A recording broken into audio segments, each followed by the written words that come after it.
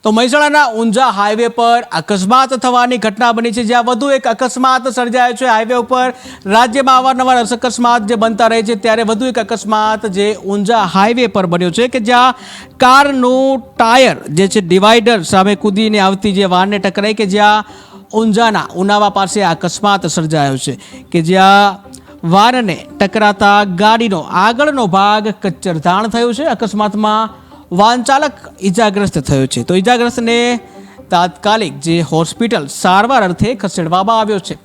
તો મહેસાણાના ઊંઝા હાઈવે પરની આ ઘટના કે જ્યાં અકસ્માત સર્જાયો છે, જે કારનું ટાયર જે કાર ડિવાઈડર કૂદી અને અથડાઈ, કે જ્યાં અકસ્માત સર્જાયો છે, જ્યાં ઊંઝાના ઉનાવા પાસેની આ ઘટના બની છે કે જ્યાં અકસ્માતમાં વાહન ચાલક જે છે વાહન ચાલક ઈજાગ્રસ્ત થયો છે અને ઈજાગ્રસ્ત થતાં તેને હોસ્પિટલ ખસેડવામાં આવ્યો છે।